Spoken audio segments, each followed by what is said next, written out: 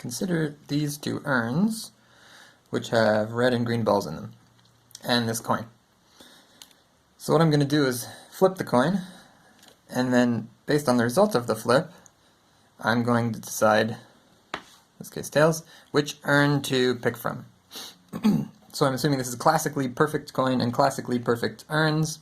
That is 50-50 heads, tails, and as you would imagine, there's a 2 out of 6 chance of pulling a green ball out of this urn and a 2 out of 3 chance of pulling a green ball out of this urn. And my question is, at the end of this procedure, the procedure is flip the coin, based on the result, pick from one of these urns. At the end of this procedure, what is the probability the ball you picked is green? To calculate this, we can use the law of total probability, and the way you do it is as follows. You say the probability of pulling out a green ball is the probability of picking a green ball, assuming you flipped heads, times the probability of heads, plus the probability of picking a green ball, assuming you flipped tails, times the probability you flipped tails. So I'll show you how I came up with that in a sec when I show you the general version of the law. But you can think of we're splitting it into two cases and summing. So we're taking the case where you picked, where you flipped heads, finding the probability of green ball after you flipped heads, weighting that with the probability of flipping heads, and then doing similarly for tails and summing the results. So let's fill in these numbers. The probability of picking a green ball when you flip heads, you're picking from this urn, 2 out of 6 balls are green. The probability of flipping heads, 1 over 2. The probability of picking a green ball, assuming you flipped a tail, you're picking from this urn, 2 out of 3, times the probability of flipping a tail, 1 out of 2. So if I do all the arithmetic here, here looks like I get 1 and 6. Here looks like I get 2 and 6. So in total, 3 and 6, which is 1/2. Great. Notice that that is different. This result is different than what I would get if I were to just sort of combine these urns into one. So one argument you could make is, well, if you don't know which urn you're picking from, 50-50, it's like you just had one big urn with all the balls in it. That is not true, because if you look, if you put all these balls into a single urn, there would be 4 green balls and 9 in total, so you get 4 out of 9, which is not a half. The general law of total probability looks like this. For any event B, the probability of B is the probability of B given A times the probability of A plus the probability of B given A complement times the probability of A complement. So when I say this is not the, turns out this is actually not the general law of total probability, it's a special case, but it's the special case I applied here. And if you understand this special case, then the leap to the more general one is pretty easy.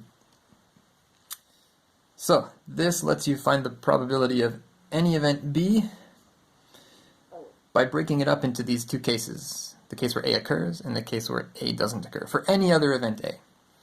And this law, you can derive it from the Kolmogorov axiom, so it's true. It's true all the time for any events A and B. Let's apply it again, and let's change things up a bit though. How about this? Let's, instead of flipping a coin, let's roll a die. And this time we'll pick from this urn right here.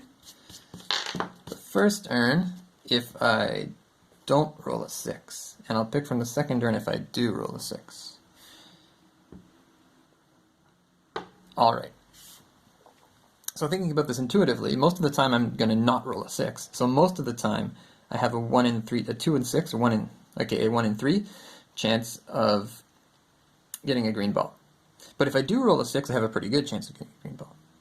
So when I work out the probability of picking a green ball, in this scenario, where I only pick from this urn when I roll a 6, it's probably going to be pretty close to 1 in 3, but a little bit bigger. Because when I do roll a 6, I'm going to have a better chance of picking a green ball. So let's apply this law of total probability. Again, the probability of picking a green ball, but this time we're going to split into two cases, 6 or not a 6 on the die.